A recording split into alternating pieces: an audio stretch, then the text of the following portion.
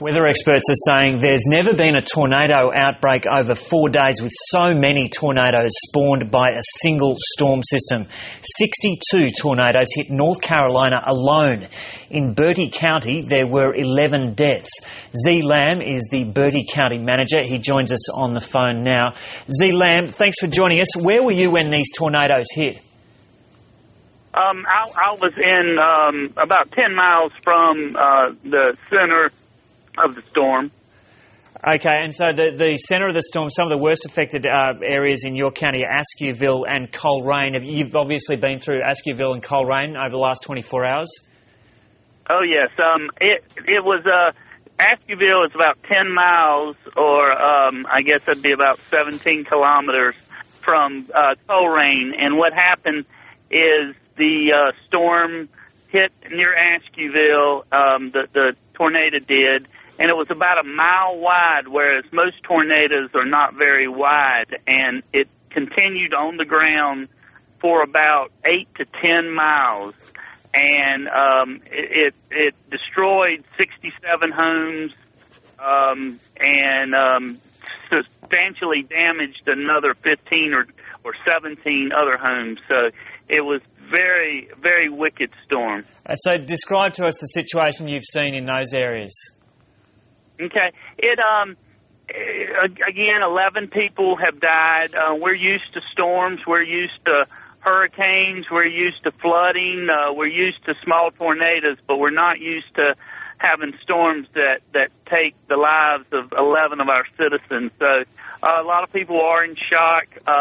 The storm, though, when it came through, it just totally devastated the area. I mean, foundations were knocked off. There was one little area where a family had lived for over 100 years. It had 2 houses, 2 trailers, and a business, and you cannot see where any of the houses were originally situated. So it was a very powerful storm.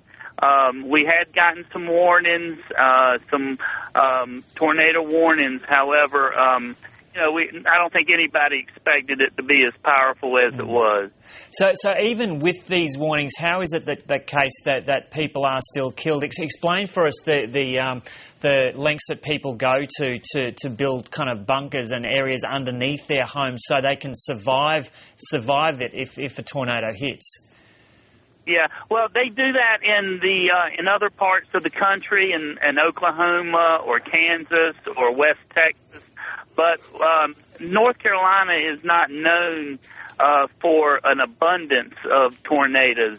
We have them occasionally, so we're not as prepared as the people in Kansas and those type of states that have sirens and things like that. We simply have warnings from the National Weather Service.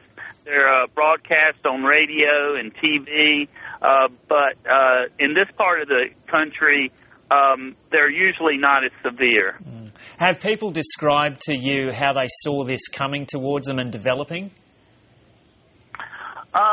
Yeah, people have said that they saw it and they said, "Wow, that is a big storm." Again, instead of just being a little funnel going and hitting the ground, it was a very widespread storm, at least a half a mile wide, that once it hit, it stayed on the ground for 8 to 10 miles and just wrecked everything in its way. I mean, just totally destroyed homes, businesses. We estimate about $2.5 million in lost homes.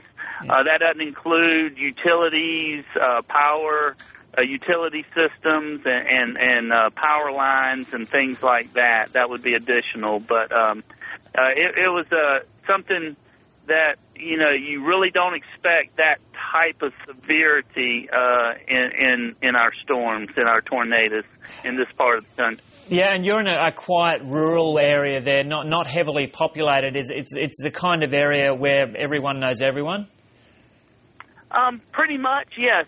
We're a 700 square mile county with about 21,000 people living here. We're a very low wealth county. We're not a rich county. People seem to know each other. And, you know, that's the good thing about this county is we've opened up shelters, but even though 85 homes have pretty much been destroyed, no one has come to the shelter to stay. We've had a few people come and ask for assistance, but basically family and friends are taking in these people. And we are a very close-knit community. Yeah, okay. Zee Lamb, thanks very much for talking to us, and good luck with the effort in sort of dealing with the aftermath of these horrible tornadoes.